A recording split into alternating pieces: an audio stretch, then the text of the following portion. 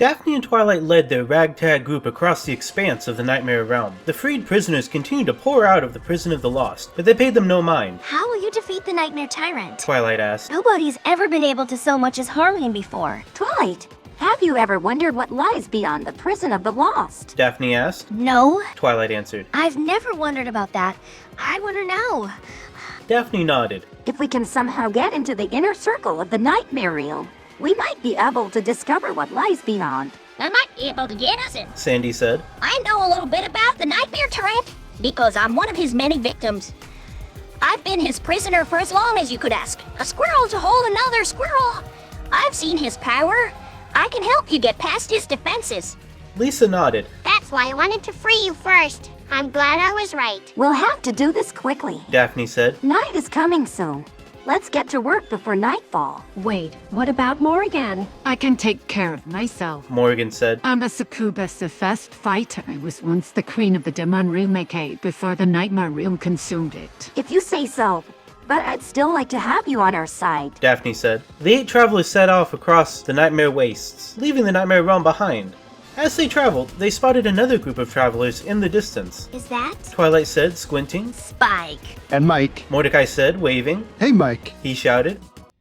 It's about time you showed up. Spike said, waving back. Where have you been? Where have I been? Oh, you know, thinking about the future and shit. Yeah, I bet you were. Mike said. So, what's with the big rope? Daphne and Liz and Sandy the Squirrel have joined us. Spike introduced the rest of his group. This is Princess Silver and Q the Fairy. That's a big group. Mike said. We're a long way from home. Daphne said. Are you guys on a mission or something? Something. Daphne said. Well, I hope you guys enjoy your mission because we've got a long one ahead of us. Do we look like we're in a position to argue? Daphne asked. Well, I guess you're not, but I doubt you'll enjoy it.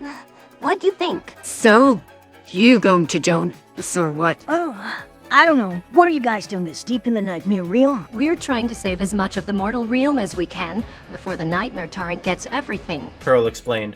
What are you doing here? We're following Anna's dream. Spike said. She was talking about it before. That's where. Mike said. I thought you guys were into monsters. I like monsters. Daphne said. I think monsters are neat. I suppose. Mike said. So, you guys, have any more of those small sharp sticks you use for poking people with? Sandy asked. What's on, Kyu replied. I've got a plan for beating the crap out of the Nightmare Tyrant. Sandy said. I need a sharp stick. Here. Daphne said, handing Sandy a sharpened wooden stick. I hope you guys don't mind me bringing this because I kinda need to whack someone with it. What's the plan? Mike asked. Really simple. Sandy said. We poke his eyes out. What? Daphne asked. What? Mike asked. Look, I need to have a little talk with you alone. Daphne said. Can you go play with the fairy while I talk to the squirrel? Mike said. Fine, I guess we'll just have to figure out another way to get our point across. You're going to poke his eyes out. Anne asked. How are you going to do that? You're a squirrel. Sandy smiled. And be a snake if I want to. I don't think you're going to have the ability to change shape, no matter what you are. Mike said. What's going to know? Mike sighed. Fine. Do what you want. When Mike was out of earshot, Sandy said. I was thinking more along the lines of a fork, a sharp fork. We get the point across and then the Nightmare Tyrant falls asleep and we poke his eyes out. That's how we get the hell out of this hellhole and back to the mortal realm. Daphne shook her head. That's too risky.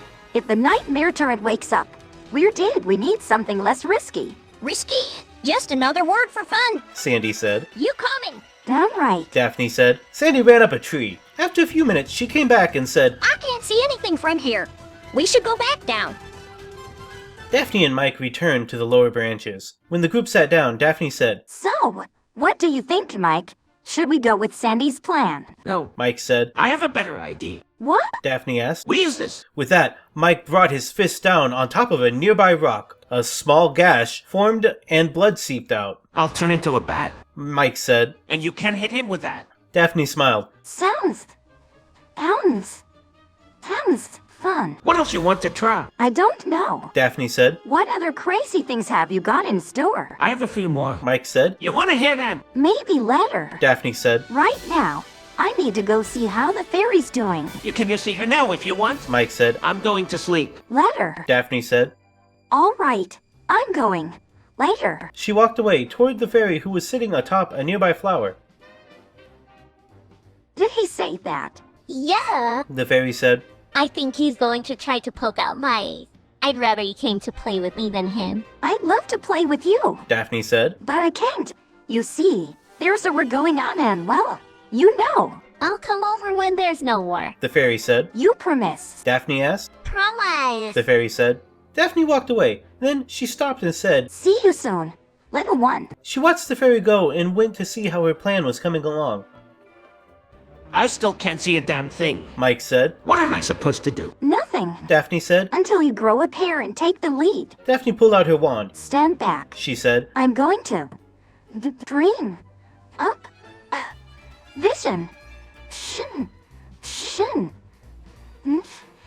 of the nightmare turret. That's a terrible idea. Mike said. Why? It worked for St. Peter. That was a fluke. We're in war now. You dream up a vision, we'll all be dead before we can blink. It's not your funeral. Daphne said. She closed her eyes and began to concentrate. A shadowy image began to appear before her. She kept her eyes closed, but she imagined a powerful, demonic version of the Nightmare Tyrant, an orange, shadowy shape that was all too familiar. Everything else faded away as she came face to face with terror itself. I have come for you, my dearest Daphne. The Nightmare Tyrant said. Daphne screamed and woke up. The others were staring at her, wide-eyed and shocked. What happened? Lisa asked. I saw the nightmare turret, Daphne said. and he's bent on destroying everything. We can't do anything. Mike said. You're too strong. I'll just wipe us out.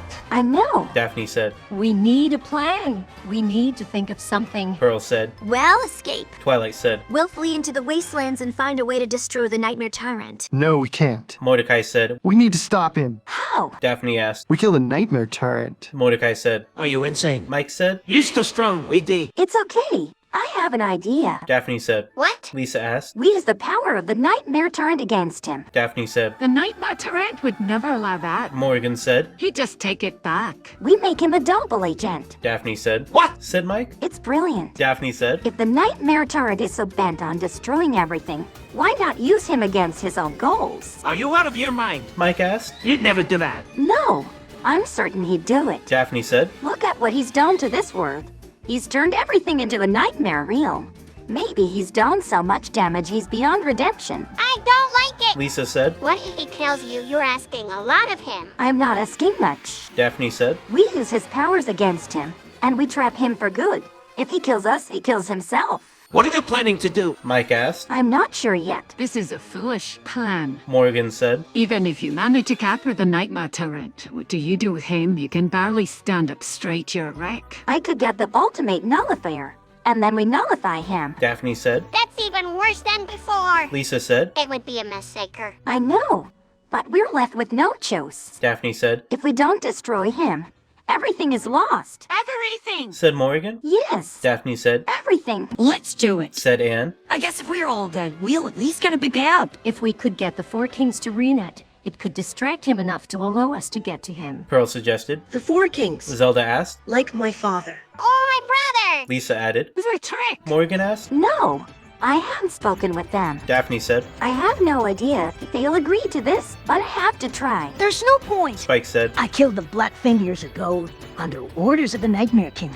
Without him, the Four Kings cannot reunite. Maybe I can help. Came a voice from above. The group looked up to see a silver-haired woman riding a magic staff in the air. She called down to them. I may not be able to get you the Four Kings, but I can maybe get you the one you want most. Daphne looked up at the woman. Why would you do that? Because you are going to get revenge on the Nightmare Tyrant. The woman said. Daphne smiled and held out her hand. I'm Daphne. I'm Eden. The woman said, shaking Daphne's hand. Can you help us? Daphne asked. I believe I can. Ida said. I can take a few of you with me to meet someone special. She looked at Lisa. You, too, could go. It's up to you. Lisa looked at Daphne and Sandy. How do we know we can trust you? Sandy asked. We don't.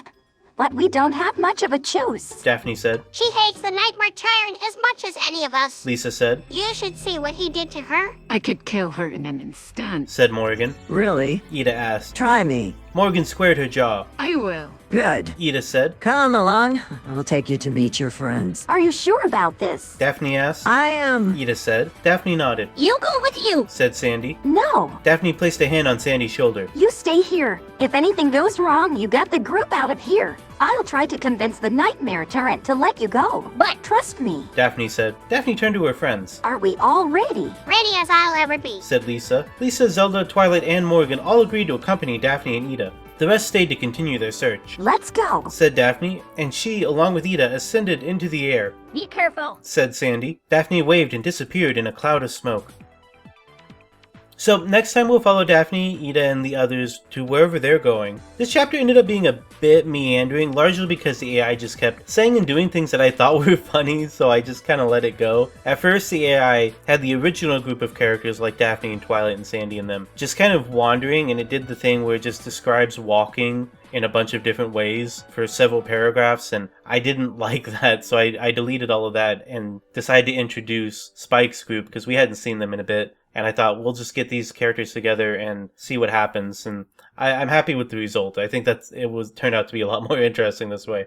I don't think I have too much else to add this time around, though, so I'll just say that I hope to see you all for the next one. If you happen to miss the previous chapter, here's a little clip. This is a self-destruct mechanism, Said Lisa. It's how the Nightmare Tyrant always gets rid of his prisoners. He doesn't want anyone to escape. Computer, stop the self-destruct sequence. Sandy commanded. I only take orders from the Nightmare Tyrant. The computer responded. Bullshit. Said Sandy, and immediately knocked the panel out with a single punch.